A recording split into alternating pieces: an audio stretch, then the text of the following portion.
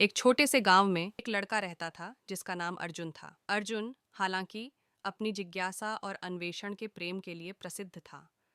जबकि उसकी उम्र के अन्य बच्चे नदी किनारे खेलते या अपने माता पिता की मदद करते थे, अर्जुन हमेशा सवाल पूछता रहता था। वह जानना चाहता था कि हवा कैसे बहती है, फूलों में वसंत के मौसम में क्यों खिलते हैं और गांव के पहाड़ों के पीछे क्या है, लेकिन खुद के बारे में कभी नहीं। वह बाहर से दयालु और उदार था, लेकिन कभी अपने भीतर की गहराई में जाकर यह सोचने की कोशिश नहीं करता था कि वह सच में क्या है। एक ठंडी शरद ऋतु की शाम, जब सूरज पहाड़ों के पीछे छिपने वाला था और आसमान नारंगी और गुलाबी रंगों से रंग गया था, अर्जुन गांव से कुछ दूर जंगल के पास जा रहा था।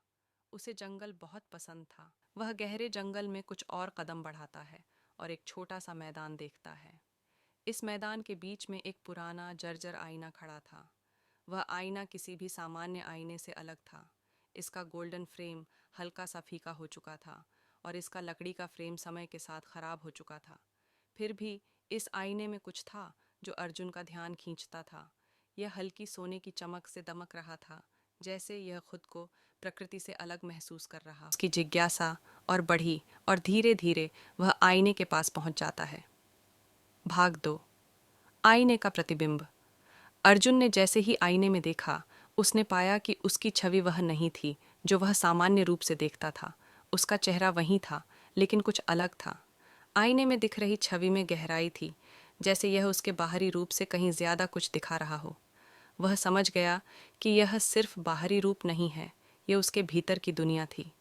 जैसे जैसे वह गहरी नज़र से देखता गया, वह समझने लगा कि यह आईना उसे सिर्फ उसकी भौतिक छवि नहीं, बल्कि उसकी आत्मा का प्रतिबिंब दिखा रहा है। आईने में अर्जुन ने अपनी अच्छाई, उसकी दयालुता, उसकी मुस्कान और उसकी जिज्ञासा देखी, लेकिन साथ ही उसने अपनी कमजोरियां भी देखीं, उसकी शंका, उसकी डर और कभी-कभी उसका स्वार्थी होना।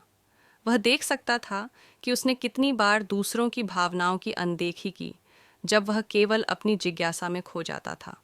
उसने अपने भीतर के डर, संकोच और आत्मसंशय को देखा। आईना ने उसे उसकी पूरी सच्चाई दिखाई थी। अर्जुन ने एक कदम पीछे हटते हुए यह महसूस किया कि वह कभी खुद को इस तरह से नहीं देख पाया। उसकी जिज्ञासा दुनिया को जानने तक सीमित थी, लेकिन अब उसे खुद के बारे में सबसे बड़ी सच्चाई का पता चला था। उसने कभी यह सोचा ही नहीं था कि वह क्या चाहता है, वह क्या है। बस बाहर की दुनिया को जानने में ही व्यस्त था। आईने में दिखी छवि में अचानक एक आवाज़ गूंजने लगी। सच सामने आ चुका है। तुमने वह देखा है जो तुम्हारे भीतर था, अच्छाई और बुराई दोनों। अब तुम्हारे सामने एक विकल्प है। क्या तुम उसे स्वीकार करोगे और बढ़ोगे, या फिर इसे नज़रअंदाज करोगे? अर्जुन ने गहरी सांस ली। वह बहुत देर तक खड़ा रहा, आईने में अपनी सच्चाई को देखता हुआ। वह समझ चुका था कि अपनी आत्मा की सच्चाई को जानने और स्वीकारने के बाद ही वह वास्तव में बढ़ सकता है।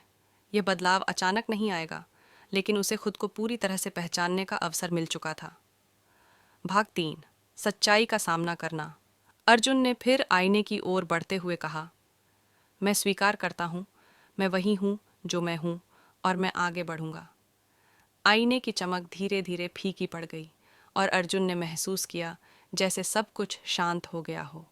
वह आईने के पास से वापस गांव की ओर चल पड़ा। अब उसे डर नहीं था, क्योंकि उसने अपनी सच्चाई को स्वीकार किया था। अब अर्जुन ने समझ लिया था कि आत्म साक्षात्कार और आत्म स्वीकृति के बिना कोई भी वास्तविक परिवर्तन संभव नहीं।